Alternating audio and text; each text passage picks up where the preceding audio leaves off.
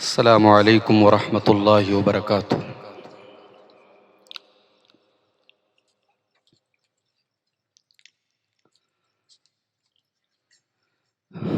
अल्हम्दुलिल्लाह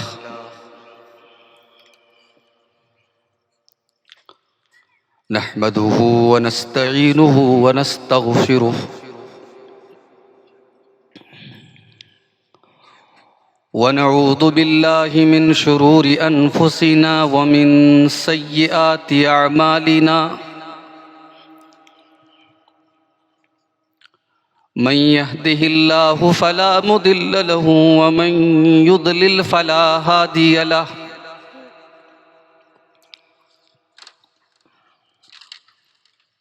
व अशहदु अल्ला इलाहा इल्लल्लाहु वहदहू ला शरीक लहु व अशहदु अन्न मुहम्मदन अब्दुहू व रसूलुहु। या अय्युहल्लज़ीना आमनुत्तक़ुल्लाहा हक़्क़ तुक़ातिही व ला तमूतुन्न इल्ला व अंतुम मुस्लिमून। या अय्युहन्नासुत्तक़ू रब्बकुमुल्लज़ी ख़लक़कुम मिन नफ़्सिन वाहिदा व ख़लक़ मिन्हा ज़ौजहा व बत्थ मिन्हुमा रिजालन कसीरन व निसाअ। वत्तक़ुल्लाहल्लज़ी तसाअलून बिही वल अरहाम इन्नल्लाहा काना अलैकुम रक़ीबा। या अल्लज़ीना आमनुत्तक़ुल्लाहा व क़ूलू क़ौलन सदीदा युस्लिह लकुम अअमालकुम व यग़फ़िर लकुम ज़ुनूबकुम व मन युतिइल्लाह व रसूलहू फ़क़द फ़ाज़ फ़ौज़न अज़ीमा।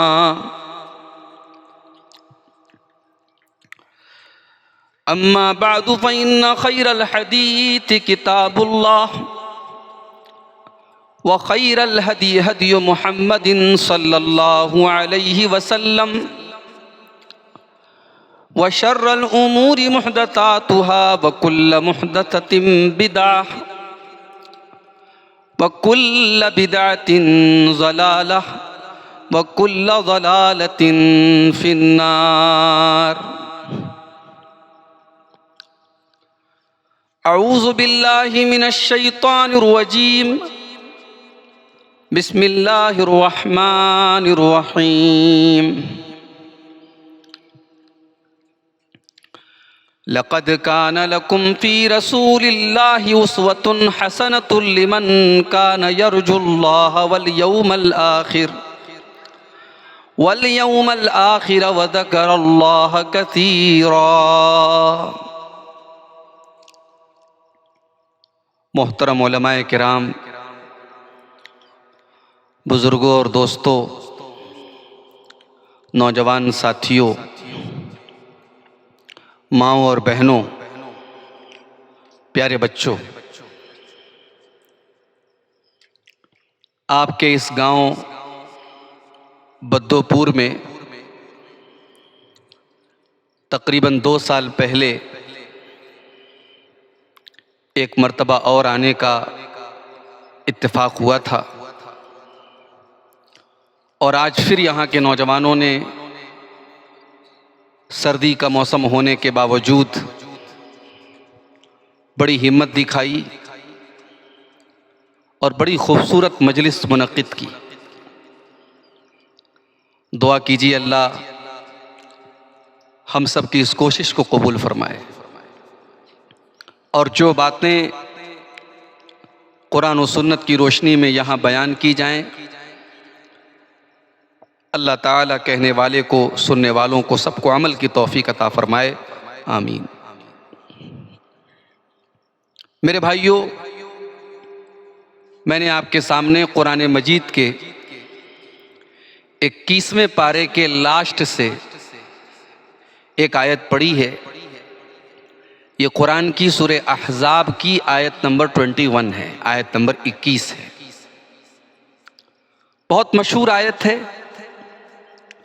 अगर आप तकरीरें सुनते हैं, उलमा के बयानात सुनते हैं, तो मैं समझता हूँ ये आयत ज़रूर आपने सुनी होगी।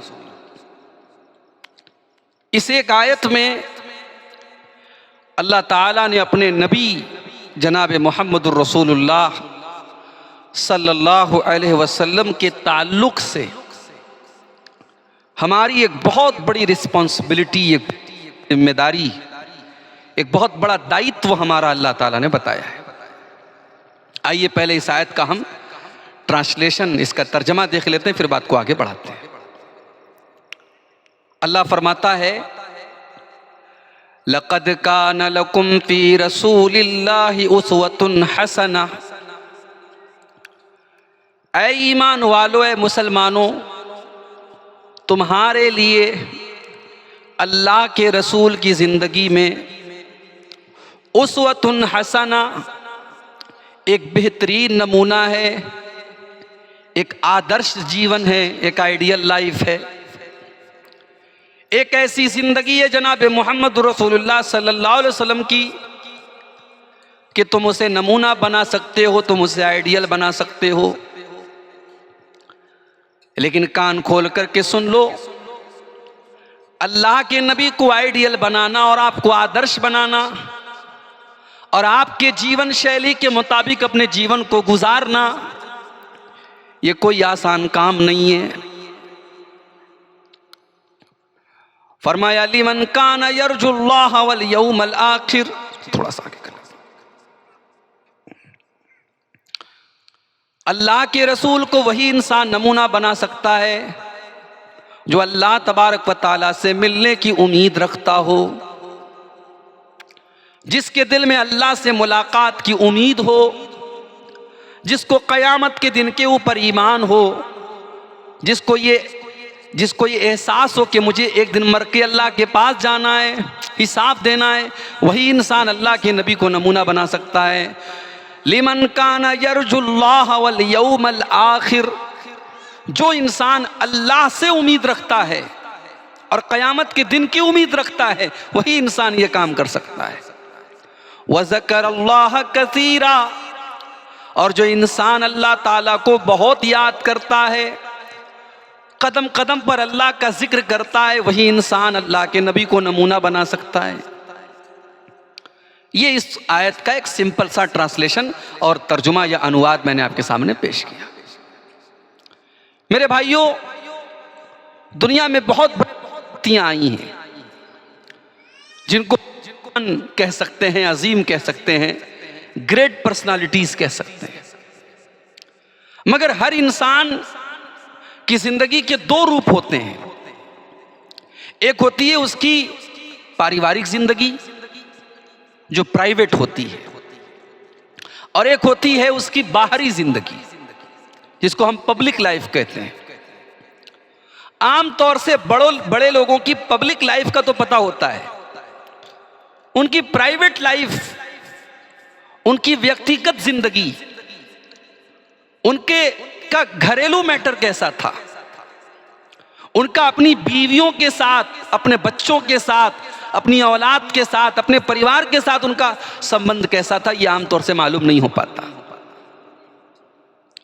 इस दुनिया में अगर कोई ऐसी हस्ती है जिनकी जिंदगी का हर पेज बिल्कुल ओपन है, जिनकी पब्लिक लाइफ जितनी क्लीन एंड क्लियर है, उतनी उनकी प्राइवेट लाइफ भी क्लीन एंड क्लियर है, अगर ऐसी कोई पर्सनालिटी पूरी इंसानी तारीख में, पूरे मानव इतिहास में अगर हमें कोई मिलती है, तो वो एक है, और वो जनाब मोहम्मद रसूलुल्लाह सल्लल्लाहु अलैहि वसल्लम की जिंदगी है। और ये अल्लाह ताला का बहुत बड़ा मोजिज़ा है। अल्लाह ने अपने नबी की जिंदगी के हर पहलू को सेव कर दिया, रिकॉर्ड कर दिया। आप हैरत करेंगे, अल्लाह के नबी सल्लल्लाहु अलैहि वसल्लम की जिंदगी के वो पहलू आप सोच नहीं सकते, वो भी आज हदीस और सीरत की किताबों में ऑन द रिकॉर्ड मौजूद है। प्यारे नबी का जूता कैसा था, उस जूते का डिजाइन कैसा था, प्यारे नबी सल्लल्लाहु अलैहि वसल्लम आमतौर से कौन से कपड़े पहनते थे, प्यारे नबी सल्लल्लाहु अलैहि वसल्लम कितने पानी में गुस्ल करते थे, प्यारे नबी सल्लल्लाहु अलैहि वसल्लम जब क़ज़ाए हाजत करते तो उस एरिया में, उस इलाके में पानी की किल्लत थी। आपका तरीका क्या था? आप अगर ढेले से इस्तिंजा करते थे तो आपने क्या अपनी उम्मत को तरीका बताया है? ये वो चीजें हैं जो हमारी नजर में बड़ी मामूली हैं, लेकिन हमारे नबी के ताल्लुक से उनको भी अल्लाह ताला ने ऑन द रिकॉर्ड रखा है। और इस दुनिया में इस्लाम लोगों ने अगर कबूल किया है तो दो चीजों की वजह से ज्यादातर लोगों ने इस्लाम कबूल किया है। एक कुरान करीम को पढ़ करके और एक अल्लाह के प्यारे नबी की सीरत को पढ़ करके, आपकी जिंदगी को पढ़ करके, को पढ़ करके। मगर मुझे बहुत अफसोस के साथ कहना पड़ता है कि आज खास तौर से हमारे देश के परिवेश में, हमारे मुल्क के मौजूदा माहौल में, हम मुसलमान जहां खड़े हैं, जिन हालात में हम खड़े हैं, हम सब अपने गिरबानों का जायजा लें और झांकें और सोचें। भाई, नबी से मोहब्बत का दावा तो सबको है, कोई मुसलमान ऐसा नहीं है जो नबी से मोहब्बत का इनकार करेगा। नऊजुबिल्लाह, जान देने को तैयार है, नबी के नाम पे जान देने को तैयार है। भाई, जिस नबी के नाम पे तुम जान देने की बात करते हो, उस नबी के बारे में तुम कितना जानते हो? आप हैरत करेंगे मेरे भाई। हमारे नौजवानों को अल्लाह के रसूल के बारे में बड़ी मोटी मोटी बातें नहीं मालूम है। अभी बनारस में हमारे एक जानने वाले हैं, उनके घर में किसी काम से गया, 14-15 साल के बच्चे। भाई, 14-15 साल का जो बच्चा होता है ना, वो अब उसको जो है हम नौजवानों में उसकी गिनती करते हैं, समझदार है, अब वो टीनेजर हो चुका है, क्लास 7 में पढ़ रहा है, इंग्लिश मीडियम स्कूल में, इंग्लिश फर्राटेदार बोल रहा है, कंप्यूटर की बेहतरीन नॉलेज है, मोबाइल बड़ा बेहतरीन इस्तेमाल करता है। मैंने उससे बड़े मोटे मोटे बड़े बुनियादी सवालात किए। मैंने कहा, बेटा ये बताओ, अल्लाह के रसूल सल्लल्लाहु अलैहि वसल्लम की किसी बेटी का नाम बता दो। वो खामोश मेरा मुंह देख रहा है। मैंने कहा, अच्छा चलो, अल्लाह के रसूल सल्लल्लाहु अलैहि वसल्लम की किसी बीवी का नाम बता दो। उसे नहीं मालूम। मैंने पूछा, हजरत अबू बकर सिद्दीक कौन थे ये बता दो, नहीं मालूम। हजरत अली कौन थे बता दो, नहीं मालूम। ये हमारी यंग जनरेशन, ये हमारी नौजवान नस्ल का हाल है मेरे भाई। दुनिया की हमें बहुत नॉलेज है, दुनिया की नजर में हम मुसलमान हैं, हम इस्लाम को रिप्रेजेंट करते हैं। सामने वाला हमारे दीन के मुतालिक, हमारे मजहब के मुतालिक, हमारे नबी के मुतालिक बहुत सारी गलत फहमियों में मुब्तला है, बहुत सारे मिसकंसेप्शन है उसके ज़हन में। हम उसकी गलत फहमी क्या दूर करेंगे भाई? हमें तो खुद नहीं पता कुछ। कितने मुसलमान हैं नबी की मोहब्बत के नाम पे रात भर, मगर नबी की सीरत के बारे में कितना कुछ नहीं जानते। कुरान करीम की ये आयत हम सबको सबक दे रही है। ईमान है अल्लाह के ऊपर, मोमिन हो, मुसलमान हो, अल्लाह को मानते हो, कयामत को मानते हो। अगर तुम अल्लाह को मानते हो और कयामत को मानते हो तो तुम्हारी जिंदगी रसूल वाली होनी चाहिए। लक़द कान लकुम फी रसूलिल्लाहि उस्वतुन हसनतुन लिमन कान यरजुल्लाह वल यौमल आखिर व ज़करल्लाह कतीरा। ऐ ईमान वालो, अगर तुम अल्लाह के ऊपर ईमान रखते हो, अगर क़यामत के दिन के ऊपर तुम ईमान रखते हो, अगर वाकई में तुम मुसलमान हो, अगर वाकई में तुम मोमिन हो, तो तुम्हारे लिए दो आदर्श जीवन जनाब मोहम्मद रसूलुल्लाह सल्लल्लाहु ताला अलैहि वसल्लम का है। एक आइडियल लाइफ, एक बेहतरीन जिंदगी तुम्हारे नबी की है। तुम अपने नबी को नमूना क्यों नहीं बनाते? और यहां यह भी समझ लो मेरे भाई, हमारे नबी की जिंदगी माफ करना बड़ी आसान जिंदगी न रही। बड़े बड़े चैलेंजेस का आपने सामना किया। कल तक जो बड़ी मोहब्बत करते थे, बड़ा सम्मान देते थे, जब आपने इस्लाम की दावत दी, जब आपने इस्लाम को की तरफ लोगों को इनवाइट किया, जब आपको सच्चा कहने वाले और आपको अमानतदार कहने वाले और आपके लिए जान निछावर की करने की बात करने वाले आपके कट्टर दुश्मन बन गए।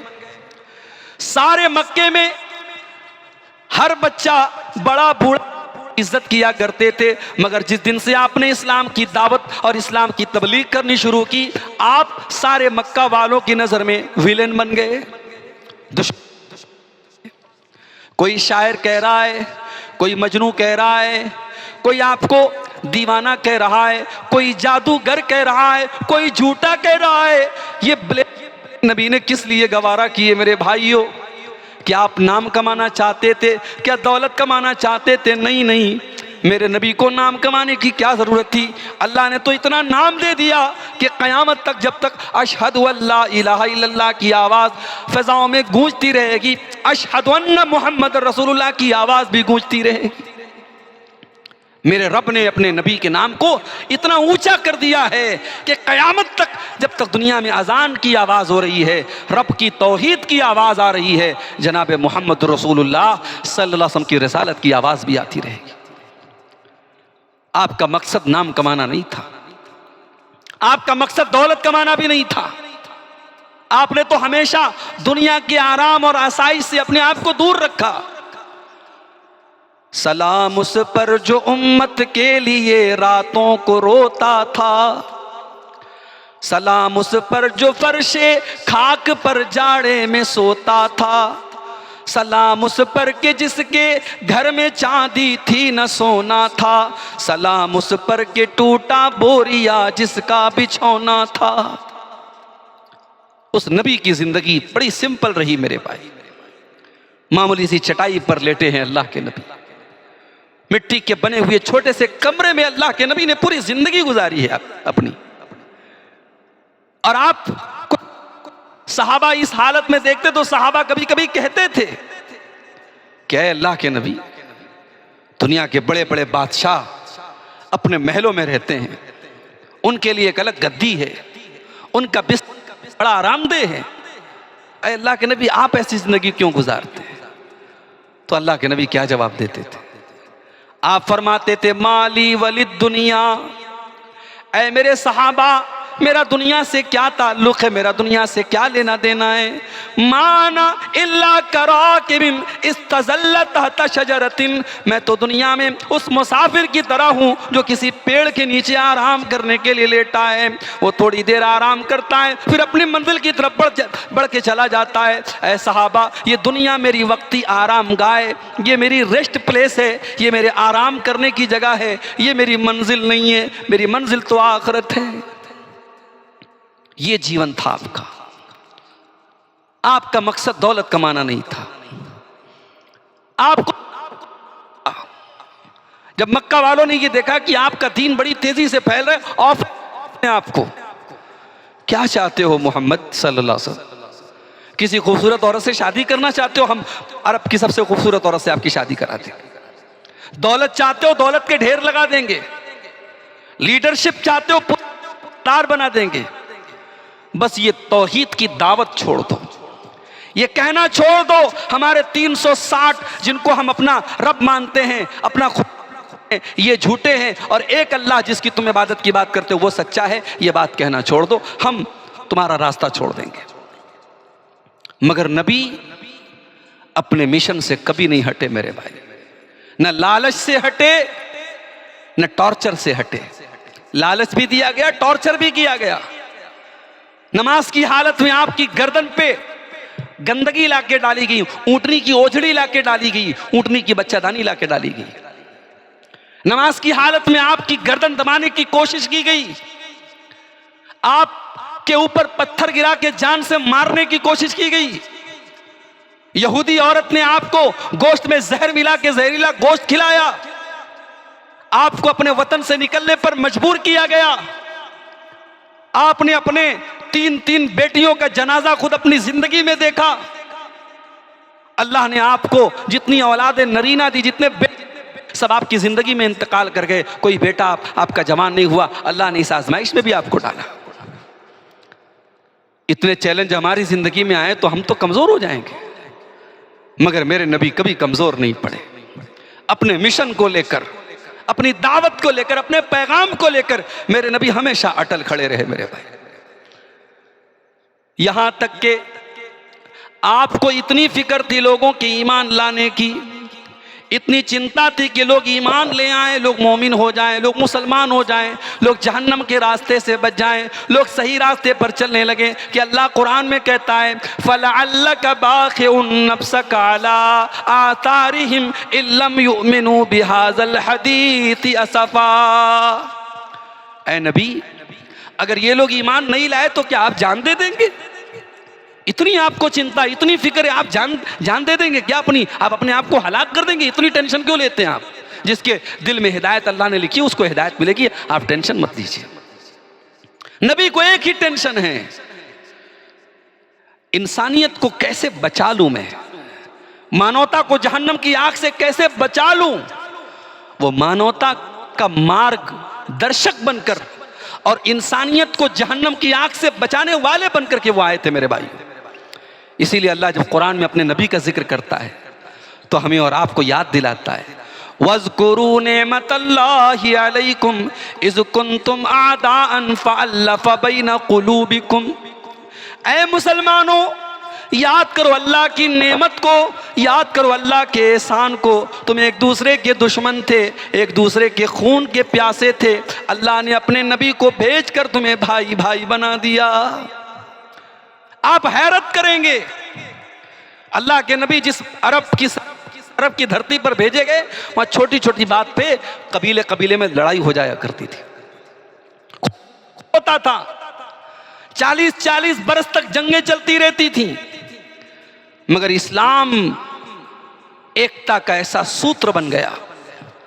और भारत के परिवेश में भी मैं ये बात कहना चाहूंगा कि भारत में, हिंदुस्तान की सरजमीन पर भी इस्लाम जो इतनी तेजी से फैला, उसमें इस बात का बहुत बड़ा रोल था कि इस्लाम ने एकता की तालीम दी। इस्लाम में कोई छुआछूत नहीं है, इस्लाम में कोई ऊंचा कोई नीचा नहीं है। और अगर किसी इंसान को लगता है कि उसकी बिरादरी दूसरी बिरादरी से ऊंची है तो वो अपने ईमान की खैर मनाए, अपने इस्लाम पर गौर करे।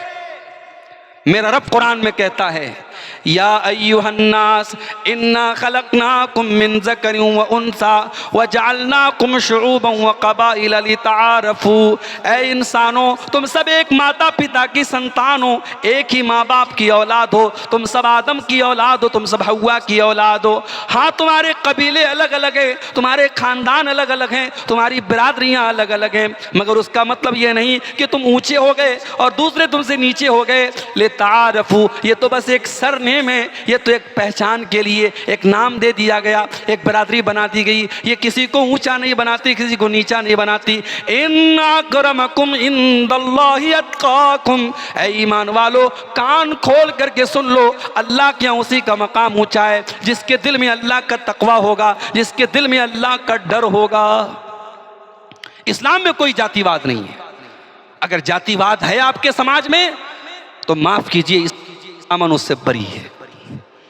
अगर आपको यह लगता है कि आपकी बिरादरी दूसरों से ऊंची है तो इस्लाम की ये मेंटेलिटी नहीं, आपकी मेंटेलिटी हो सकती है।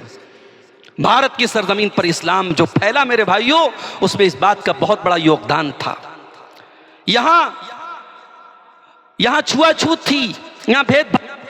और यहां जब अरब के ताजिर तिजारत और बिजनेस करने के लिए जब यहां के साहिल समुंदर पर उतरे और यहां के लोगों के साथ उन्होंने बेहतरीन व्यवहार किया और इस्लाम की तालीम को पेश किया, तो यहां वो जिसे दबाया जा रहा था, जिसे बरसों और सदियों से कुचला जा रहा था, जिसके हुकूक को मारा जा रहा था, जिसकी औरतों को अपने बदन को ढांपने की इजाजत नहीं थी, जिनको दास और गुलाम बना के रखा गया था, उस तबके ने सबसे पहले इस्लाम को कबूल किया। हमें और आपको हिंदुस्तान की सरजमीन पर इस्लाम के इतिहास को भी पढ़ने की जरूरत है मेरे भाइयों। दुनिया की जो कौम अपने इतिहास को न पढ़े, अपनी तारीख को न पढ़े, वो सफ़े हस्ती से मिटा दी जाती है। तो हमारे नबी की जो तालीम थी वो एकता की तालीम थी। हमारे नबी की तालीम में कोई भेदभाव नहीं था। और आज भी लोग हज करने जाते हैं, उसमें अमेरिका का गोरा भी है, उसमें अफ्रीका का काला भी है, उसमें इंडिया पाकिस्तान का उर्दू हिंदी बोलने वाला भी है, उसमें बांग्लादेश का बंगाली भी है, उसमें नेपाल का नेपाली भी है। दुनिया के अलग अलग कल्चर के, अलग अलग लैंग्वेजेस के, अलग अलग नस्लों के, अलग अलग कबीलों के लोग हैं। उनके रंग अलग हैं, उनकी ज़ुबानें अलग हैं, उनके कल्चर्स अलग हैं, मगर वहाँ सबकी ज़ुबान पर बस एक ही आवाज़ है, लब्बैक अल्लाहुम्मा लब्बैक लब्बैक ला शरीक लक लब्बैक। ऐ परवरदिगार, अपने वतन को छोड़कर, अपने देश को छोड़कर, अपने घर को छोड़कर, अपने बाल बच्चों को छोड़ के आया हूँ। लब्बैक अल्लाहुम्मा लब्बैक, ऐ अल्लाह तेरे घर की ज़ियारत करने आया हूँ, तेरी इबादत करने आया हूँ, तेरा कोई शरीक नहीं है। ये एक आवाज़ होती है सबकी। अल्लामा इकबाल कहते हैं, बंदो मोहताज गनी एक हुए, तेरे दरबार में पहुंचे तो सभी एक हुए। एक ही सप में खड़े हो गए महमूद व अयाज।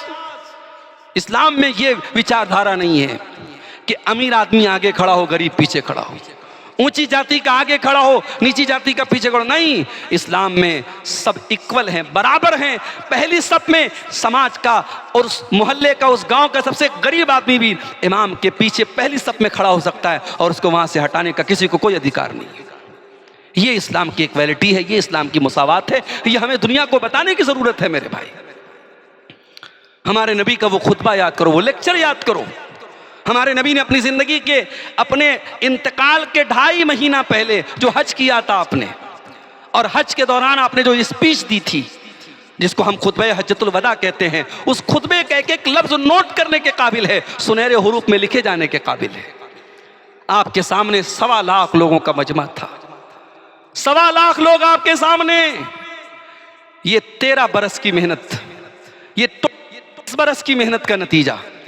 23 बरस पहले उसी मक्का की सरजमीन पर जब साड़ी पे चढ़ के मेरे नबी ने इस्लाम की दावत पेश की थी, आपका चचा अबू लहब आया था और उसने कहा था, तब्बन लका या मोहम्मद, ऐ मोहम्मद सल्लल्लाहु अलैहि वसल्लम, बर्बाद हो जाए तू, हलाक हो जाए तू। क्या हमें इसलिए बुलाया था? नौजुबिल्लाह।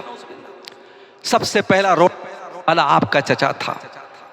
एक वो दिन था, पूरे मक्के में आपकी बात कोई मानने वाला नहीं था, मुट्ठी भर लोग वाले थे। और आज उसी मक्के की सरजमीन पर अरफात का मैदान है, मेरे नबी हज कर रहे हैं और आपके साथ 1.25 लाख लोग हज कर रहे हैं।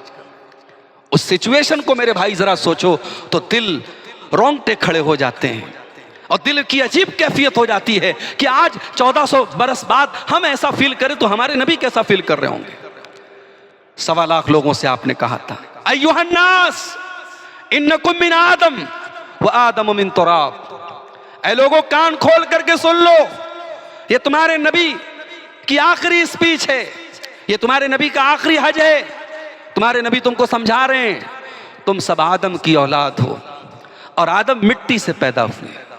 तकब्बुर मत करना, अहंकार मत करना, गुरूर मत करना। जो मिट्टी से पैदा हुआ है उसे गुरूर और अहंकार जेब नहीं देता, उसे सूट नहीं करता है। उसमें आपने ये भी फरमाया, ला फज़ला ले अरबीय्यिन अला अजमी वला ले अजमीय्यिन अला अरबी वला ले अहमर अला अस्वद वला ले अस्वद अला अहमर इल्ला बित्तक़वा। ऐ अरब के लोगों, मैं अल्लाह का आखिरी नबी हूं, तुम्हारी धरती पर भेजा गया हूं, तुम्हारी लैंग्वेज बोल रहा हूं, मगर कहीं तुम ये मत समझना कि तुम अरब के हो तो तुम्हारा मकाम दूसरों से बड़ा हो गया। सुन लो, अल्लाह के यहाँ किसी अरब के रहने वाले को किसी बाहर के रहने वाले पर कोई सुपीरियरिटी हासिल नहीं है। अरब का रहने वाला दूसरों से बेहतर नहीं है, दूसरे अरब नहीं है, गोरा काले से बेहतर नहीं है, काला गोरे से बेहतर नहीं है, इल्ला बित्तक़वा। अल्लाह ताला के अगर कैटेगराइजेशन होगा, अल्लाह के अगर किसी का मकाम ऊंचा होगा तो तक़वा की बुनियाद पर होगा। किसके दिल में अल्लाह का भय कितना है, अल्लाह का डर कितना है, वो अल्लाह से कितना डरता है और अपनी आखिरत को बेहतर बनाने का जज्बा कितना है, इसकी बेस पर अल्लाह क्या कैटेगराइजेशन होगा। मेरे भाइयों, आपका नाम हम लेते हैं, उस नबी की सीरत पर हम अमल कितना करते हैं। आज हम नमाज पढ़ते हैं तो अल्हम्दुलिल्लाह हमारी कोशिश होती है और होनी भी चाहिए कि हमारी नमाज नबी की नमाज जैसी हो। इसलिए कि नबी ने फरमाया था, सल्लू कमा रायतुमूनी उसल्ली, नमाज वैसे पढ़ना जैसे तुमने अपने नबी को पढ़ते हुए देखा है। इसलिए नबी की नमाज का पूरा तरीक़ा, अल्लाहु अकबर से लेकर के अस्सलामु अलैकुम व रहमतुल्लाह तक पूरा तरीक़ा आज भी ऑन द रिकॉर्ड मौजूद है। दुनिया में कोई माई का लाल ये नहीं कह सकता कि नबी की नमाज का तरीक़ा सेफ नहीं है, नबी की नमाज का तरीक़ा रिकॉर्ड नहीं है। नबी की नमाज का तरीक़ा ऑन द रिकॉर्ड मौजूद है। तो नमाज में तो हम नबी का तरीका अपनाते हैं और अपनाना चाहिए, मगर भाई कारोबार जब हम करते हैं, जब हम बिजनेस, तो आम ये भूल जाते हैं, में हम अपनी मनमानी करते हैं। जुआ भी खेल रहा है मुसलमान, सूद भी ले रहा है मुसलमान, ब्याज खोरी भी कर रहा है मुसलमान, दूसरों फ्रॉड भी कर रहा है मुसलमान। ये उस नबी का तरीका तो नहीं था। अल्लाह के नबी मार्केट में जा रहे हैं, एक गल्ले की दुकान आपके नजर से गुजरी, गेहूं बिक रहा है, जौ बिक रहा है। आपने जौ के अंदर और गेहूं के अंदर आपने हाथ डाला, अंदर का गेहूं भीगा हुआ है, ऊपर का सूखा हुआ है। आपने पूछा ऐसा क्यों?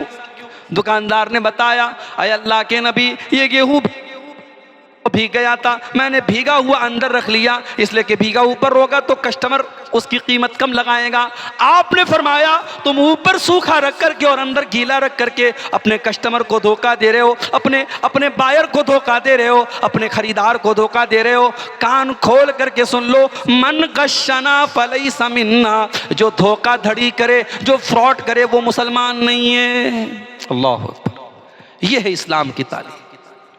हम फ्रॉड करें, हम धोखाधड़ी करें, हमारे कारोबार में सफाई ना हो और हम साफ दावा करें कि साहब हम बहुत नबी के चाहने वाले हैं। क्या मतलब है मेरे भाई?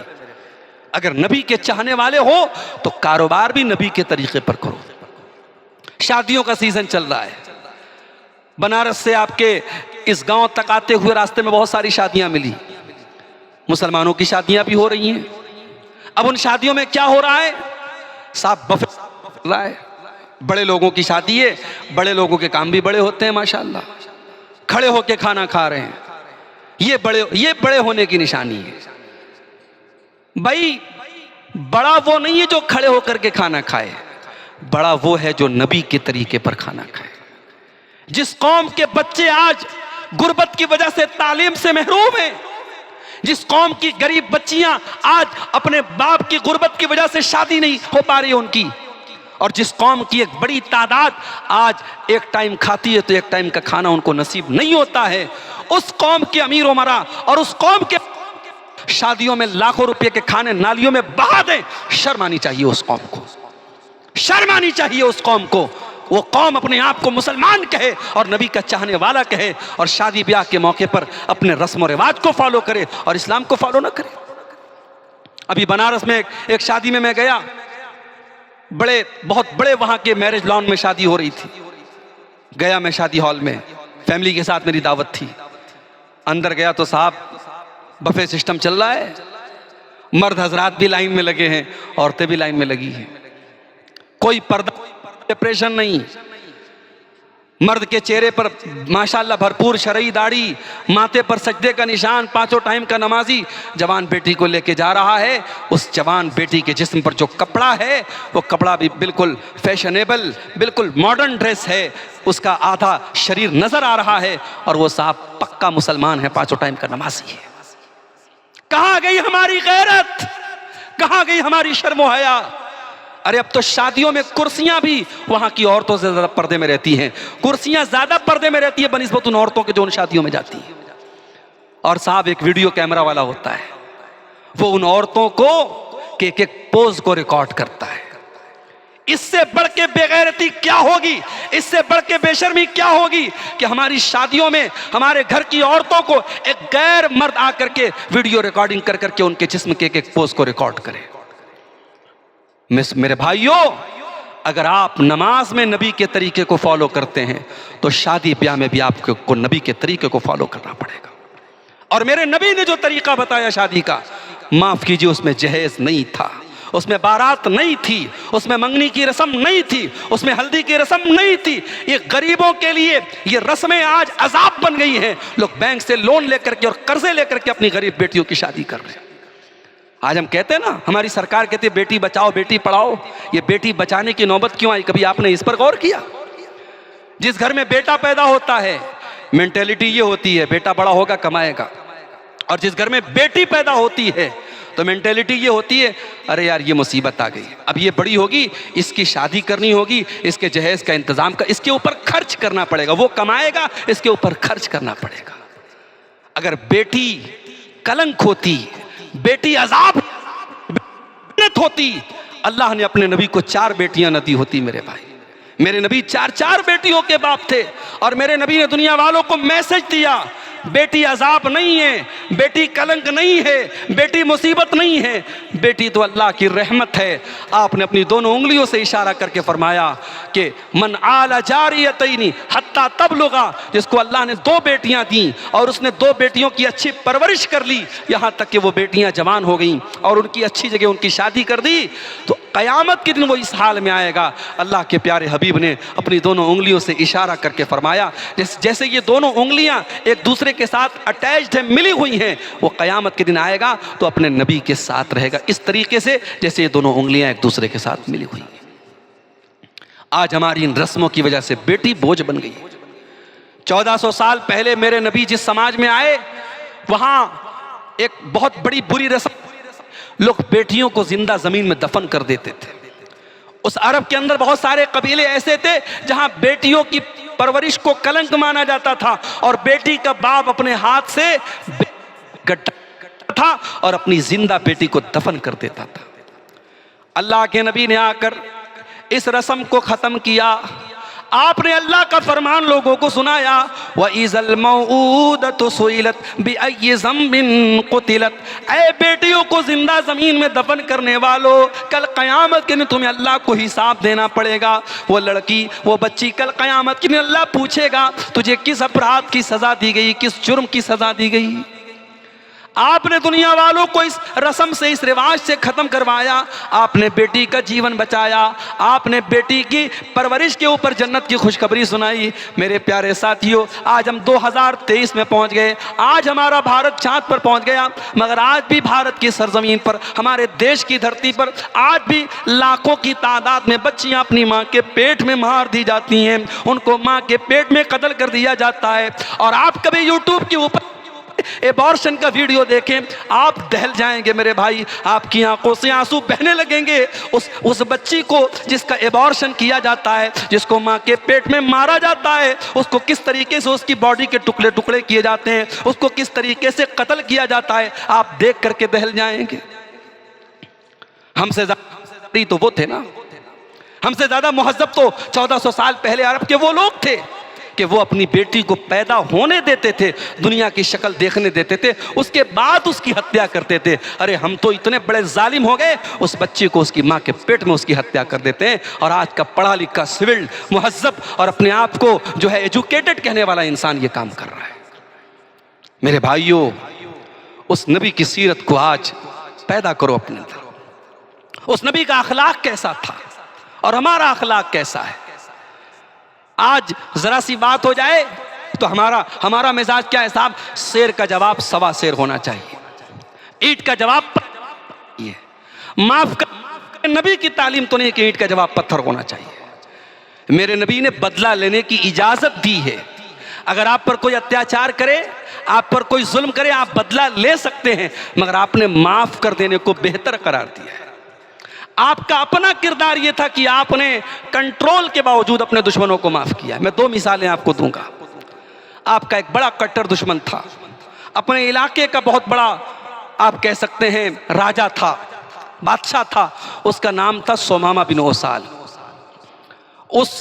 वो यमामा नाम की एक जगह थी, वहां का वो गवर्नर था। वो अल्लाह के नबी का दुश्मन था, अरेस्ट हो गया, गिरफ्तार हो गया, पकड़ के लाया गया, मस्जिद नबी के अंदर एक खंबे से उसको बांधा गया। अल्लाह के नबी आते हैं, पूछते हैं सुमामा क्या हाल है। सुमामा कहता है कि ऐ मोहम्मद, मैं आपका दुश्मन हूं, इन तक्तुल ज़ादमिन, दुश्मन तो सजाए मौत होता है। अगर आप मुझे कत्ल करवा दें तो मैं तो दुश्मन हूं आपका, मैं खून का प्यासा था, आपने मुझे पकड़ लिया, आप मुझे कत्ल करवा दीजिए। वह इन तुनिम अला शाकिरिन, और अगर आप छोड़ देंगे मैं आपका शुक्रगुजार रहूंगा, आपका आभारी रहूंगा, आपका एहसान मानूंगा। अल्लाह के रसूल ने कुछ नहीं कहा, साहबा से कहा कि इनको खाना वाना खिलाओ। दूसरे दिन फिर आए, फिर किया, माँ इंदका या सुमामा, सुमामा क्या हाल है। सुमामा का वही जवाब, इन तक्तुल ज़ादमिन, अगर कत्ल करवा दें तो मैं तो दुश्मन हूं, छोड़ दें तो आपका शुक्रगुजार रहूंगा। 3 दिन तक लगातार ऐसा हुआ। तीसरे दिन अल्लाह के नबी ने सहाबा से कहा अतलिकू सुमामा, छोड़ दो सुमामा को। सुमामा की रस्सियां खोल दी गई, सुमामा को छोड़ दिया गया। सुमामा को कोई कुरान पढ़ के नहीं सुनाया गया, सुमामा के सामने इस्लाम की खूबियां पढ़ के नहीं सुनाई गई। सुमामा ने तीन दिन अल्लाह के नबी का अखलाक देखा है, आपका बिहेव देखा है, आपका लोगों के साथ व्यवहार देखा है। तीसरा दिन है और नबी ने कहा छोड़ दो सुमामा को। सुमामा को छोड़ दिया गया। सुमामा मस्जिद से बाहर निकला। मस्जिद के बगल में एक बाग था, उस बाग में कुआं था, कुएं से पानी निकाला और अपने आप को नहा करके पाक करके आया और आ करके अल्लाह के नबी के सामने कहता है अशहदु अल्ला इलाहा इल्लल्लाह व अशहदु अन्ना मुहम्मदन अब्दुहु व रसूलुहु। ऐ अल्लाह के नबी, मैं गवाही देता हूँ अल्लाह के सिवा कोई इबादत के लायक नहीं, और मैं गवाही देता हूँ कि आप अल्लाह के बंदे हैं, अल्लाह के रसूल। ये नबी के अखलाक की बरकत थी मेरे भाई। एक और मिसाल देखिए, मक्के में आपके साथ क्या क्या हुआ। आपके ऊपर नमाज, एक वो दौर था कि मक्के में आप नमाज नहीं पढ़ सकते थे, सजदा करते थे अल्लाह के आगे, अल्लाह के घर के पास, खाने काबा के पास सजदा करते थे, लोग आपकी गर्दन पे आके गंदगी डाल देते थे। आज जब अल्लाह के नबी ने सन 8 हिजरी में जब मक्का आपने फतह किया, मक्के में आप दाखिल हुए, मक्के को शिर्क से आपने पाक किया, और उसी खाने काबा के दरवाजे पर आप खड़े हैं और आपके सारे दुश्मन लाइन से आपके सामने खड़े हैं, और अल्लाह के नबी अपने दुश्मनों से पूछते हैं तुम्हें आज मुझसे क्या उम्मीद है, क्या एक्सपेक्ट करते हो मुझसे, क्या आशा क्या करते हो, मैं क्या उम्मीद, तुम्हारे साथ क्या सलूक करूंगा मैं। कहते हैं कि आप बड़े अच्छे इंसान हैं, अच्छे बाप की अच्छी औलाद है, आप उम्मीद है। अल्लाह के प्यारे नबी फरमाते हैं जाओ, मैं इंतकाम नहीं लूंगा, किसी क्रोध नहीं लूंगा, किसी से बदला नहीं लूंगा। ला तसरीब अलैकुमुल यौम, जाओ मैं वही कहूंगा जो यूसुफ ने अपने भाइयों से कहा था। यूसुफ के भाइयों ने यूसुफ के साथ दुश्मनी की थी, उनको कुएं में डाल दिया था, उनकी हत्या की कोशिश की थी। तुम भी मेरे भाई हो, तुमने मेरे साथ बहुत कुछ किया, जाओ आज मैं किसी से कोई बदला नहीं लूंगा। इज़हबू अंतुमुत तुलका, जाओ तुम सबके सब आजाद हो। मेरे भाइयों, मेरे नबी ने अखलाक के जरिए लोगों का दिल जीता, मारा भी तो अखलाक की तलवार से मारा। आज हमें अपने अखलाक पर भी नजर करने की जरूरत है। आज पक्का मुसलमान किसको कहा जाता है? जिसके चेहरे पर शरई दाढ़ी हो, जो 5 टाइम का नमाजी हो। ठीक है, दाढ़ी इस्लाम का एक हिस्सा है, नमाज इस्लाम का एक हिस्सा है, मगर सिर्फ दाढ़ी और सिर्फ नमाज ये आपकी इस्लाम की पहचान नहीं है। इस्लाम की पहचान आपकी गुफ्तगू भी है, इस्लाम की पहचान आपका व्यवहार भी है, इस्लाम की पहचान आपका दूसरों के साथ सुलूक। आप ट्रेन में हो, फ्लाइट में हो, कार में हो, बस में हो, इस्लाम क्या कहता है? वल जारि ज़िल कुर्बा वल जारिल जुनुबी वस्साहिबि बिल जंबि वब्निस सबील। अपने पड़ोसी को हमेशा उसका भला करो। पड़ोसी किस मजहब का है, किस संप्रदाय का है, किस धर्म का है, किस मसलक का है। हमारा तो मसलक भी चलता है ना साहब, मसलक भी हम खेलते रहते हैं। हमें हमारा बुरा चाहने वाला कभी नहीं सोचता कि ये किस मसलक का मुसलमान है, मगर हम अपने ही मुसलमान भाइयों को मसलक के हिसाब से बांटते हैं और साहब ऐसी ऐसी बातें करते हैं कि अल्लाह की पनाह। इस्लाम कहता है आपका पड़ोसी किसी मजहब का हो, उसको आपके जरिए तकलीफ नहीं पहुंचनी चाहिए, उसके साथ भला करो। और यही नहीं, आपके साथ जो इंसान यात्रा कर रहा है, मुसाफिर है, उस आपके जरिए कोई तकलीफ नहीं पहुंचनी चाहिए। ये इस्लाम की तालीम है, ये मेरे नबी की तालीम है मेरे भाइयों। तो मेरे भाइयों, अधूरे मुसलमान ना बने, हम पूरे मुसलमान बने। अल्लाह दूसरे पारे में कहा या अय्युहल्लज़ीना आमनु दुखुलू फिस्सिल्मि काफ़ा, ऐ ईमान वालो इस्लाम के अंदर पूरे के पूरे दाखिल हो जाओ। वला तत्तबिऊ खुतुवातिश शैतान, और शैतान के फुट स्टेप्स की और शैतान के तरीके की पैरवी न करो। इन्नहु लकुम अदुव्वुम मुबीन, शैतान तुम्हारा खुला हुआ दुश्मन है। और जब अल्लाह ने यह कह दिया कि नबी तुम्हारे लिए नमूना है, तो हम एक बाप की हैसियत से भी देखें कि हम एक अच्छे बाप हैं कि नहीं है। भाई इस पर तो बड़ी तकरीर होती है कि साहब माँ बाप का ये हक है, माँ के पैरों के नीचे जन्नत है, बाप जन्नत का दरवाजा है, बहुत अच्छी बात है। इस पर भी तकरीर होती है कि माँ बाप को तकलीफ देने वाला जहन्नम में जाएगा, बिल्कुल सही बात है। मगर नाइंसाफी करने वाला बाप, औलाद की सही तरबियत ना करने वाला बाप, औलाद को उसके जायज अधिकारों और हकों से महरूम करने वाला बाप, वो बाप कहां जाएगा? इस पर भी गौर करने की जरूरत है मेरे भाई। औलाद बहुत बड़ी नेमत है, मगर अल्लाह ने कुरान में यह भी फरमाया, या अय्युहल्लज़ीना आमनू कू अनफुसकुम व अहलीकुम नारा, ऐ ईमान वालो अपने आप को और अपने परिवार को जहन्नम की आग से बचाओ। वक़ूदुहन्नास वल हिजारा, और जहन्नम की आग ये लकड़ी से नहीं जलेगी, ये कोयले से नहीं जलेगी, ये मिट्टी के तेल से न जलेगी, ये केरोसिन से न जलेगी, ये जहन्नम की आग तो इंसानों से जलेगी, पत्थरों से जलेगी। अपने परिवार को जहन्नम की आग से बचाओ। आप पांचों टाइम के नमाजी हैं, आपका बेटा पी रहा है, ये नहीं चलेगा मेरे भाई। आप पांचों टाइम के नमाजी हैं, आपका बेटा जुआरी है, जुआ खेल रहा है, ये कैसे चलेगा? अभी बनारस में मेरा प्रोग्राम था, लोहता एक जगह है बनारस में, वहां गाजीपुर के एक पुलिस मुसलमान पुलिस ऑफिसर, मैंने पूछा आजकल कहाँ ड्यूटी है आपकी, बताओ। उन्होंने उनकी तो उन्होंने कहा मौलाना बुरा मत मानिएगा, मैं बनारस में 5 साल मेरी ड्यूटी रही और आपके क्षेत्र में रही, जैतपुरा हमारा क्षेत्र पड़ता है बनारस में।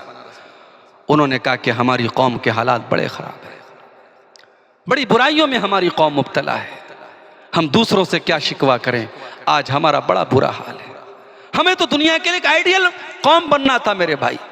अल्लाह ने हमें कुरान में बेहतरीन उम्मत कहा, हमें इंसानियत को कुछ देने के लिए अल्लाह ने पैदा किया है और हमने दिया भी था इंसानियत को। आप अगर अपनी तारीख और इतिहास उठा के देखें, एक जमाना था बगदाद पूरी दुनिया का साइंटिफिक सेंटर था। बगदाद पूरी दुनिया की आप कह सकते हैं विज्ञान और साइंस की राजधानी थी। बड़े बड़े साइंटिस्ट, बड़े बड़े केमिस्ट्री के माहिर हमारी तारीख में पैदा हुए, और आज हमारी कौम इन तमाम चीज़ों से दूर हो गई। हमारी कौम की पहचान आज खाने पीने से हो गई। हमारी कौम की पहचान अच्छी और लजीज खानों से हमारी पहचान होती है। नहीं मेरे भाई, हमारी पहचान एजुकेशन से होनी चाहिए, हमारी पहचान मैनर से होनी चाहिए, हमारी पहचान दूसरों का भला करने से होनी चाहिए। हमारे नबी की सीरत हमें भी ये सबक देती है। अल्लाह के प्यारे नबी फरमाते हैं, अल मुस्लिम मन सलिमल मुस्लिमून मिन लिसानिही व यदिही, मुस्लिम है जिसके हाथ से और जिसकी जुबान से दूसरों को तकलीफ न पहुंचे। अच्छा, एक मुसलमान का दूसरे मुसलमान पर क्या हक है, दूसरों के साथ अपने ऊपर क्या हक है, वो भी हमको नहीं पता। अल्लाह के नबी फरमाते हैं, इज़ा लक़ीतहु फसल्लिम अलैहि, जब मुसलमान से मुलाकात करे तो सलाम करे। सामने से कोई सलाम करे तो हमें कहना है वालेकुमुस्सलाम। हमें बिरादरी नहीं पता, हमें कास्ट नहीं पता, हमें यह भी नहीं पता उसकी लैंग्वेज क्या है, लेकिन सामने वाले ने अस्सलाम वालेकुम कहा, उसने हमारी सलामती की दुआ मांगी, उसने अल्लाह से हमारी सलामती की दुआ मांगी। हमने जवाब में कहा वालेकुमुस्सलाम, अल्लाह तुमको भी सलामत रखे, व रहमतुल्लाह, अल्लाह की रहमतें तुमको भी मिल जाए, व बरकातु, अल्लाह तुमको भी बरकत दे। ये बेहतरीन ग्रीटिंग्स है। दुनिया की और कौमों में मिलने जुलने के टाइम बहुत कुछ, मगर हमारे दीन ने जो सिखाया, हम सलाम करते हैं। और सलाम एक ऐसी चीज़ है, अल्लाह के नबी कहते हैं सलाम करोगे मोहब्बत बढ़ेगी। अरे दुश्मन भी मिलेगा तो तुमने तो अपने दुश्मन के लिए भी सलामती की दुआ मांग ली, तो अब दुश्मनी कहाँ रह गई। इसीलिए अल्लाह के नबी कहते हैं आपस में सलाम को बढ़ाओ, इससे मोहब्बत बढ़ेगी। एक मुसलमान का यह पहला हक है। दूसरा हक, वइज़ा दआका फ़अजिबहु, मुसलमान जब तुम्हें दावत दे तो कबूल करो। शर्त यह है कि कोई नाजायज चीज की दावत ना हो। अगर उस दावत में कोई नाजायज काम हो रहा है, कोई गलत काम हो रहा है, या कोई गलत चीज की दावत दी जा रही है, तो उसको मत कबूल करो। अगर शादी का मौका है, बच्चा पैदा हुआ, अकीका हो रहा है, घर बनाया है, खुशी, कोई भी जायज चीज की दावत दे रहा है, आप दावत कबूल कीजिए। तीसरी चीज, वइज़स्तनसहक फंसह लहू, मुसलमान भाई आपसे आगे बिल्कुल सही राय दो, उसको मिसगाइड मत करो, उसको सही राय दो, उसको सही मशवरा दो, उसके खैर खा बनो। और चौथी चीज वइज़ा मरीज़ फ़उदहु, अगर वो बीमार हो जाए तो उसकी अयादत करो। अयादत का मतलब जा करके उसकी हाल चाल ले लो। अल्लाह के नबी के सहाबा में कोई बीमार हो जाता था, अल्लाह के नबी अगर महसूस करते थे फला नजर नहीं आ रहा है, आप उसके घर जाते थे। कोई था, कोई आपके साथ बॉडीगार्ड नहीं चलते थे, कोई आपके दरवाजे पे डोरमैन नहीं होता था, आप अपने हर सहाबी को इंपॉर्टेंट समझते थे। ये अल्लाह के नबी की खास बात थी। आपका कोई मुसलमान भाई, कोई गरीब है, कुछ भी है, अगर आपके पड़ोसी है, आपके गांव का है, बीमार है, आप जाके हाल चाल ले लो। बड़ा बहुत बिजी आज, मोबाइल अगर नंबर है फोन ले लो, मगर अयादत करो। ये अयादत भी बड़े सवाब का काम है। और पांचवी चीज, अगर आपके मुसलमान भाई को छींक आए और वो अल्हम्दुलिल्लाह कहे तो तुम जवाब में यरहमुकल्लाह को। और छठी चीज वइज़ा मात फत्तबिहु, मुसलमान का इंतकाल हो जाए तो उसके जनाजे में शिरकत करो। ये 6 हक है मुसलमान का मुसलमान के ऊपर। और इतना ही नहीं, किसी मुसलमान से ताल्लुक तोड़ लेना, उससे रिश्ता तोड़ लेना, ये हराम है। 3 दिन से ज्यादा आप किसी से ताल्लुक नहीं तोड़ सकते। अल्लाह के नबी ने फरमाया ला यहिल्लु लिमुस्लिमिन अन यहजुरा अखाहु फौका सलास, किसी मुसलमान के लिए जायज़ नहीं है कि अपने भाई से 3 दिन से ज़्यादा ताल्लुक तोड़ दे। ये आप इचारा को पाने के लिए इस्लाम की तालीम है मेरे भाई। अल्लाह ने मुसलमानों की आपसी भाईचारे की और सद्भावना की मिसाल देते हुए फरमाया अल मोमिनु लिल मोमिनि कल बुनियान यशुद्दु बाज़ुहु बाज़ा, मुसलमान मुसलमान के लिए एक इमारत की तरह, एक बिल्डिंग की तरह होना चाहिए। एक बिल्डिंग का एक हिस्सा दूसरे हिस्से को ताकत देता है, हर पिलर दूसरे पिलर को ताकत देता है, हर ईंट दूसरी ईंट को ताकत देती है। मुसलमान एक दूसरे के सपोर्टर बने, एक दूसरे के मददगार बने। आपने दूसरी हदीस में फरमाया अल मसलुल मोमिनीन फी तवादिहिम व ताअतुफिहिम व तराहुमिहिम कमसलिल जसदिल वाहिद, आपसी मिसाल एक इंसानी शरीर की तरह है, एक मानव शरीर की तरह है। इंसान के शरीर में कहीं पर भी तकलीफ होती है, पूरा बदन बेचैन हो जाता है, आंखों से आंसू गिरने लगते हैं, इंसान को फीवर हो जाता है, बुखार हो जाता है। जिस तरीके से पूरी बॉडी, पूरा शरीर एक दूसरे से कनेक्टेड है, जुड़ा हुआ है, हर मुसलमान को दूसरे मुसलमान के साथ जुड़ा हुआ होना चाहिए। ये तो मुसलमानों के आपस के हुकूक हो गए। और अगर हम इसको और कॉमन तरीके से करें तो अल्लाह के नबी फरमाते हैं खैरुन नास अनफउहुम लिन्नास, लोगों में सबसे बेहतरीन वो है जो लोगों को फायदा पहुंचाए। इस्लाम जब की तालीम देता है तो इस्लाम ये नहीं कहता है मुसलमान फकीर आए तो उसकी मदद करो और गैर मुस्लिम आए तो उसको रिजेक्ट कर दो, नहीं। अल्लाह के नबी ने फरमाया अस्साई अलल अरमिलति वल मिस्कीन, गरीब और बेवा की मदद करने वाला कल काइमिल लैल, रात भर तहज्जुद पढ़ने वाले के बराबर, वस्साइमिन नहार, और दिन में रोजा रखने वाले के बराबर उसको सवाब मिलेगा। कोई बेवा है, कोई गरीब है, कोई यतीम है, उसकी मदद करने वाले को रात भर नमाज और दिन में रोजा रखने का सवाब मिलेगा। ये इस्लाम की तालीम है मेरे भाई। आज हमें अपने गैर मुस्लिम भाइयों को भी ये बातें बताने की जरूरत है। मैं जानता हूं नफरत बड़ा तेजी से घोला जा रहा है, दिमागों में बड़ी नफरतें परोसी जा रही हैं, मगर हमें ये बात याद रखनी चाहिए, उनका जो काम है वो अहले सियासत जाने, मेरा पैगाम मोहब्बत है जहां तक पहुंचे। हमें इस मुल्क की मिट्टी से आज भी मोहब्बत है, कल भी थी और इंशाअल्लाह मरते दम तक रहेगी। और इस मुल्क में हमारा खून शामिल है। इस मुल्क की आज़ादी में, इस मुल्क के बनाने में, इसको संवारने में हमारे आबा व अजदाद का, हमारे पुरखों का खून शामिल है मेरे भाई। इसलिए कोई इस गलत फहमी में न रहे कि मुसलमान इस मुल्क से बेगाना हो जाएगा। हम इस मुल्क के हैं और ये मुल्क हमारा है। जब लोगों ने अपने मफादात के लिए मुल्क को छोड़, हमारे बाप दादा ने अपने हालात की परवाह न की, अपने मुस्तकबिल की परवाह न की, अपने भविष्य की परवाह न की, और इसी धरती पर रहने की का उन्होंने इंतखाब किया और इसको उन्होंने सेलेक्ट किया। तो मेरे भाइयों, हम अपनी जिम्मेदारियों को समझें। आज इस मुल्क में इस्लाम को सही तरीके से पेश करने की जरूरत है।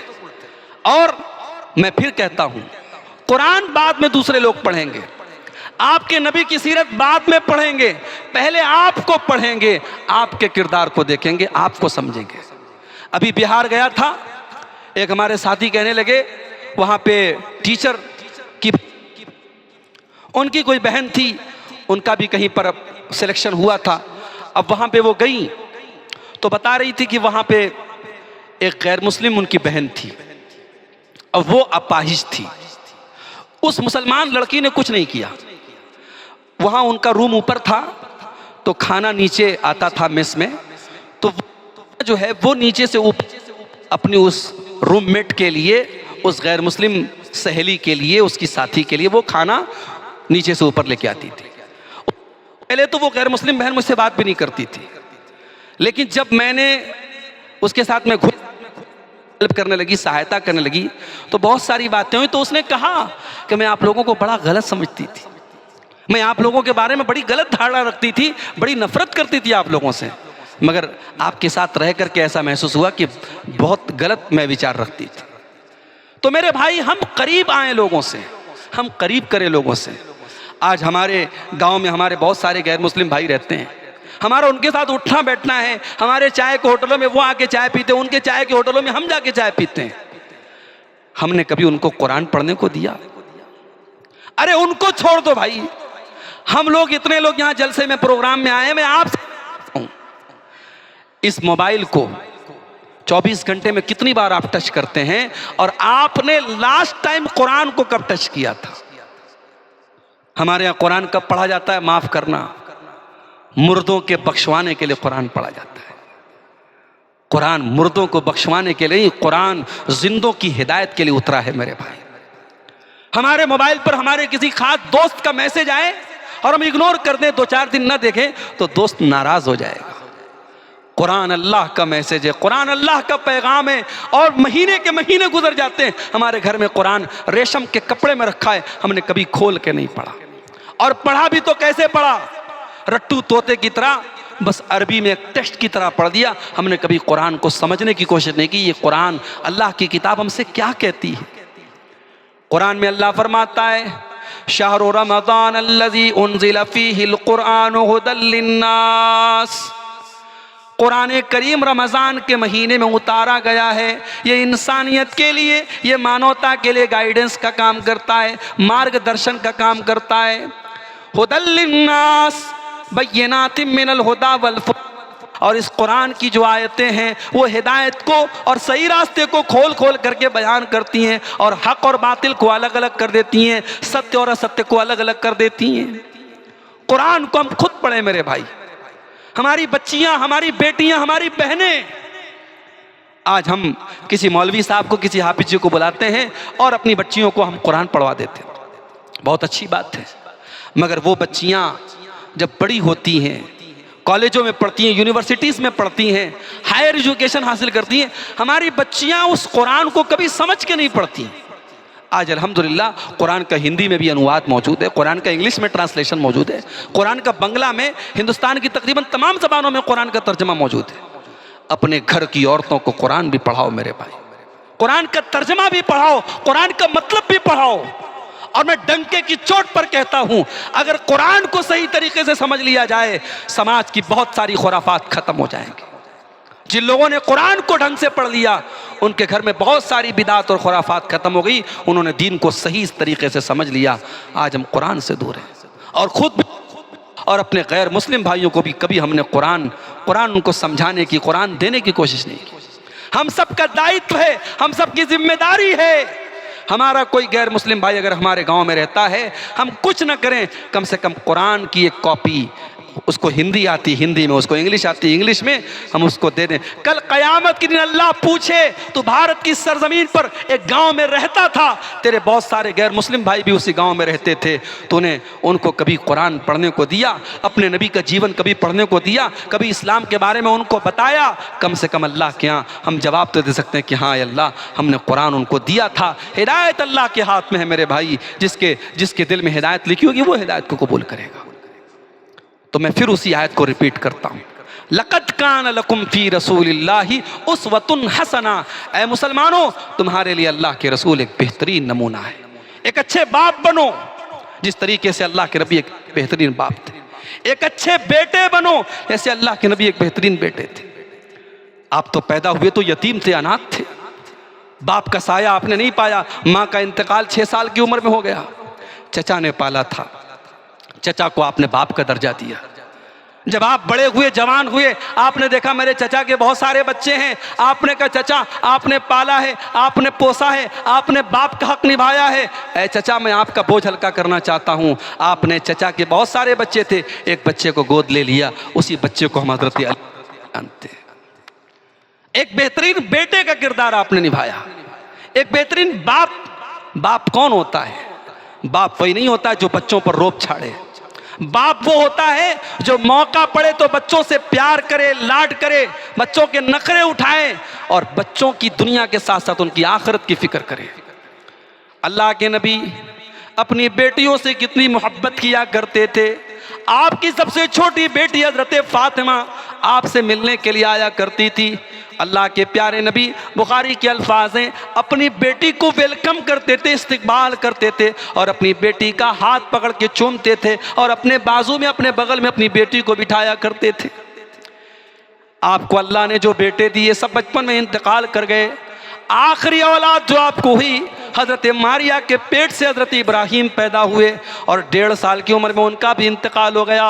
जब आप अपने बच्चे को आखिरी टाइम में अपने बच्चे को गोद में लिए हुए थे और आपका बेटा इब्राहीम आखिरी सांसें ले रहा था, आखिरी सांसें ले रहा था, उसका दम टूट रहा था, वो दम तोड़ रहा था, अल्लाह के प्यारे नबी की आंखों से आंसू बह रहे थे। साहबा ने कहा अल्लाह के नबी आप भी रो रहे हैं, आपकी आंखों से भी आंसू बह रहे हैं, हम देख रहे हैं। आपने फरमाया हाज़िही रहमतुन जअलहल्लाहु फी क़ुलूबि इबादिही। ऐ मेरे सहाबा, मैं एक नबी हूँ, मैं एक रसूल हूँ, लेकिन मैं एक बाप भी तो हूँ। एक बाप के आंसू है जो उसके बेटे के लिए निकल रहे हैं। आपकी आंखों के सामने आपका बेटा दुनिया से चला गया और आपने आसमान की तरफ नजरें उठाई और आपने फरमाया इन्नल ऐन तदमा वल क़ल्ब यहज़ुन वला नक़ूलु इल्ला मा यरज़ा रब्बुना।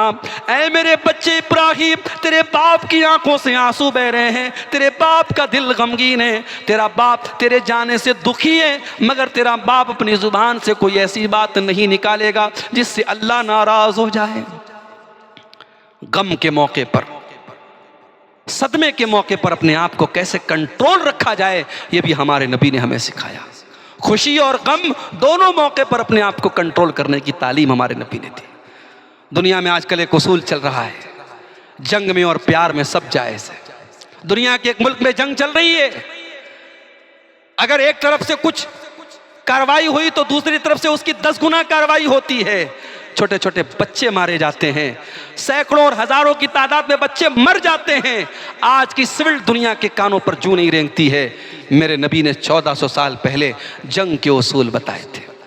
अभी जंग को रोकने की बात चली और यूनाइटेड नेशन में जब उस पर वोटिंग हुई तो दुनिया में अपने आप को बड़ा दादा कहने वाला और दुनिया का बाप कहने वाला एक मुल्क जो अपने आप को बड़ा सिविल्ड और बड़ा मुहज़्ज़ब मुल्क कहता है, उसने वहाँ पर अपनी ताकत का इस्तेमाल करते हुए कहा कि नहीं साहब, जंग रुकनी नहीं चाहिए। क्यों? क्योंकि जंग जब तक चलती रहेगी वो हथियार बेचता रहेगा और लोगों का खून बहता रहेगा, उसके हथियार बिकते रहेंगे, बच्चे मरते रहेंगे, औरतें मरती रहेंगी। ये आज की दुनिया की सियासत और पॉलिटिक्स चल रही है मेरे भाई। मगर मेरे नबी ने 1400 साल पहले हमें क्या सबक दिया था। मेरे नबी जब जंग के मैदान में भी जाते थे तो अपने सहाबा से कहते थे ला तक़्तुलू वलीदा, किसी बच्चे को कत्ल मत करना, वला तक़्तुलू शैख़न फ़ानिया, जो बिल्कुल बूढ़ा हो चुका है, जो जंग के मैदान में हमसे नहीं लड़ रहा है, उस बूढ़े को कत्ल मत करना, वला तक़्तुलू इम्राअतन, किसी औरत को कत्ल मत करना, वला तुहर्रिक़ू शजरतन, किसी पेड़ को आग न लगाना, किसी इबादत गाह में, किसी पूजा स्थल में, किसी उपासना स्थल में इबादत करने वाले किसी राहिब को, किसी पुजारी को कत्ल मत करना, किसी के इबादत खाने को मत गिराना और उसे मत डिस्ट्रॉय करना। ये जंग के मैदान में आप तालीम देते थे। न प्यार में सब जायज़ है, न जंग में सब जायज़ है। मेरे नबी की शरीयत में न प्यार में सब जायज़ है, न जंग में सब जायज़ है। हमारे यहाँ प्यार के नाम पे भी क्या क्या हो रहा है। प्यार के नाम पे साहब ज़िनाकारी हो रही है। इस्लाम का बड़ा सिंपल सा फॉर्मूला है। इस्लाम ये कहता है कि प्यार और मोहब्बत निकाह के ज़रिए वैलिड होता है। जो मोहब्बत निकाह के ज़रिए होती है वही सही मोहब्बत है। बाकी मोहब्बत के नाम पे वासना है, हवस है, शरीर की भूख नहीं है। मोहब्बत है ना, निकाह करो, शादी करो, शादी करके उसकी पूरी ज़िंदगी की जिम्मेदारी लो। आज की दुनिया तो साहब लिखो फेंको वाली दुनिया है। आज की दुनिया तो कलम भी वो खरीदती है, 3 रुपये दो लिखो और फेंक दो। दुनिया तो ये ना, खाना भी फास्ट फूड का दौर है, जल्दी से 5 मिनट में टिफिन तैयार हो जाए, वो वाला दौर है। तो अब जिंदगी भर कौन लेगा? तो आजकल एक नया कल्चर चल रहा है, girlfriend boyfriend live in relationship, जहां हम मजे तो लें लेकिन जिम्मेदारी न लें। कुरान कहता नहीं है, एक मर्द और औरत के बीच में जो संबंध होगा वो निकाह के जरिए होगा और पूरी जिम्मेदारी के साथ होगा।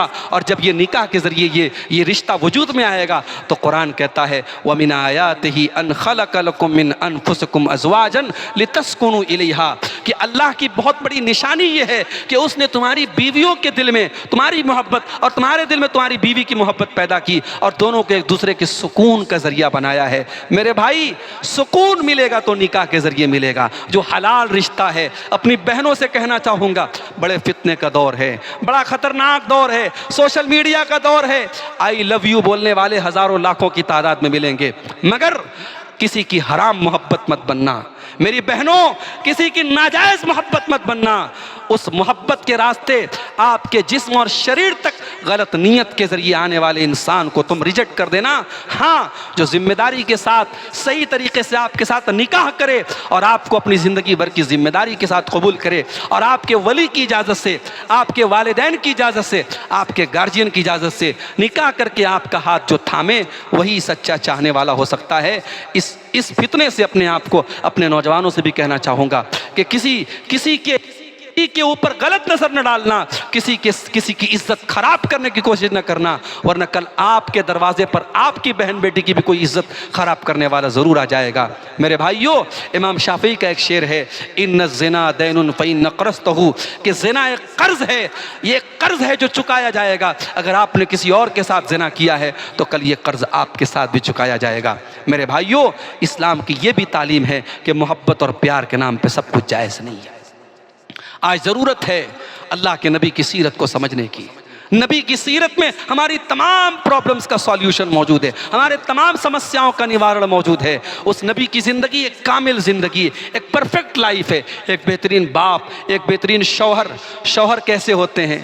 आज मुस्लिम समाज की एक छवि ये भी बनाई कि साहब यहाँ ज़रा सी बात पे तलाक हो जाता है, या जरा सी बात पे तलाक हो जाता है। मुसलमान मर्द अपनी बीवियों पर बड़ा जुल्म करते हैं। अगर कोई करता है ऐसा, कान खोल करके सुन ले, वो नबी का मानने वाला नहीं है, वो नबी का चाहने वाला नहीं है। अरे मेरे नबी ने अपनी बीवियों के नखरे उठाए हैं, अपनी बीवियों के नखरे उठाए हैं। हजरत उम्मे सलमा ने खाने की कोई चीज़ भेजी, हलवा वगैरह कुछ भेजा, अल्लाह आयशा के पास मौजूद थे। वो प्लेट आई, वो प्याला आया, हजरत आयशा ने, क्योंकि सौतन जो होती हैं आपस में उनको बड़ा एक गैर गुस्सा होता है, हजरत आयशा ने प्लेट को या प्याले को ज़मीन पे दे मारा और प्याले के 2 टुकड़े हो गए। अगर अल्लाह के नबी सल्लल्लाहु अलैहि वसल्लम हमारी और आपकी तरह अपने गुस्से को कंट्रोल करने वाले ना होते और नरम अखलाक के ना होते तो पता नहीं आप क्या रिएक्शन करते। मगर आपने बड़ी मोहब्बत से फरमाया, गारत उम्मुकुम, तुम्हारी माँ को गुस्सा आ गया, तुम्हारी माँ को गुस्सा आ गया, कोई बात नहीं। आपने हजरत आयशा के किचन से दूसरी प्लेट मंगाई और वो प्लेट हजरत उम्मे सलमा के घर में भिजवा दी।